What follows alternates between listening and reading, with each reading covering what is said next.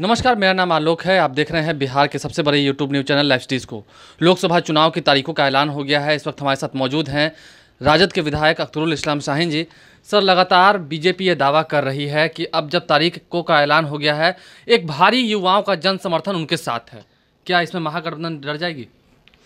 नहीं, देखिए, जब पिछली बार 2014 में लोकसभा चुनाव हुआ था, तब युवाओं में एक उम्मीद, एक आशा की तरह लोग नरेंद्र मोदी को देख रहे थे, क्योंकि जिस तरह का वो एज ए कैंडिडेट प्रधानमंत्री के जिस तरह उन्होंने युवाओं को टारगेट किया था और एक रोज़गार की बात कही थी, एक काला धन विदेश से लाने की बात कही थी, उससे देश का बहुत बड़ा फ़ायदा होता, 15 लाख रुपया अकाउंट में जाते, बढ़ती महंगाई पे उन्होंने सवाल उठाया था। कुछ ऐसे गंभीर सवाल उन्होंने उठाए थे जिससे युवाओं को यह लगा था कि यह व्यक्ति कुछ कर सकता है, इसलिए युवाओं के एक आइडियल के रूप में वो आगे हुए और लोग उनको समर्थन करने का काम किया।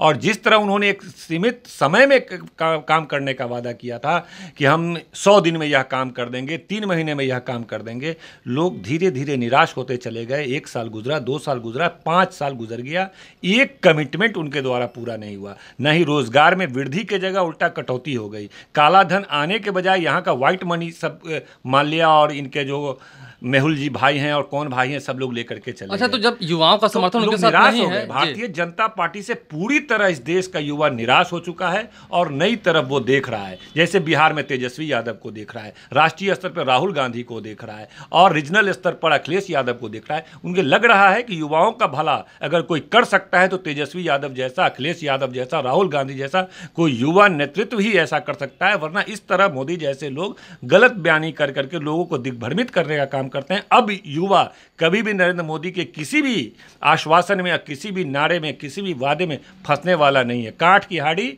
बार बार नहीं चढ़ती है। अच्छा, आप कह रहे हैं कि युवाओं का समर्थन नहीं है, तो फिर ये दावे किए जा रहे हैं कि संकल्प रैली में भारी संख्या में युवा जुटे थे गांधी मैदान में। नहीं, देखिए, संकल्प रैली तो यही तो एक सबसे बड़ा समझिए कि मानक हो सकता है कि जिस तरह से भारतीय जनता पार्टी का अब तक का सबसे फ्लॉप शो साबित हुआ, जिस तरह सत्ता के समर्थन से यह रैली हुई थी और बड़े पैमाने पे खर्च किया गया था, गांव गांव स्तर पे पूरी गाड़ी खाली चली आई, कोई युवा नज़र नहीं आए। कुछ लोग आए तो जदयू के कहीं नज़र आ रहे थे, भाजपा के भी कुछ लोग आंशिक रूप से नज़र आ रहे थे। इतना फ्लॉप रैली यह प्रमाणित करता है कि बिहार का युवा का मोह भंग भाजपा से, मोदी से, इन लोगों से मोह भंग हो चुका है। बीजेपी का लगातार यह कहना है कि महागठबंधन टूट जाएगी, ज़्यादा जोगी मठ हो जाए।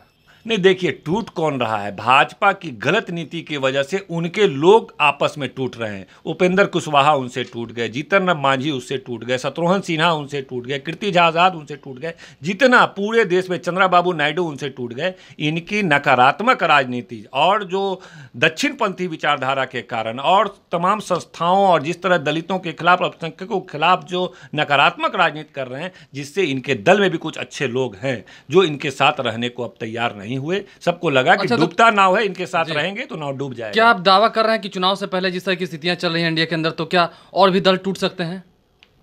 निश्चित रूप से। देखिए, यह बात पूरे देश में चर्चा में है, यहाँ तक कि आरएसएस भी इस बात को जान रहा है कि नरेंद्र मोदी और अमित शाह, 2 व्यक्ति पूरे देश को चला रहा है। न भारतीय जनता पार्टी इस देश को चला रही है और आरएसएस भी आज की तारीख में नाराज चल रहा है। इसलिए आपको यह एहसास होता होगा कि आरएसएस चाहता है दूसरे विकल्प के रूप में नितिन गडकरी को आगे करने का कोशिश कर रहा है। यह जान रहा है कि देश में इनको 100 सीट से ज़्यादा भाजपा को नहीं आएगी। ऐसे तौर पर अन्य दल के लोग कभी भी भाजपा के साथ नहीं आ सकते हैं। तो एक नितिन गडकरी जैसे एक छवि के लोगों को भी सामने विकल्प के रूप में रख रहा है। यह प्रदर्शित कर रहा है कि आरएसएस, भाजपा और उनके तमाम संगठन यह मान चुके हैं कि आने वाले दिनों में भाजपा 100 सीट का आंकड़ा पार नहीं करने वाली है। चलिए, भाजपा 100 सीट का आंकड़ा पार नहीं करने वाली है और आरएसएस को भी इस बात की जानकारी है। बड़ी खबर दे रहे हैं अख्तरुल इस्लाम शाहीन जी।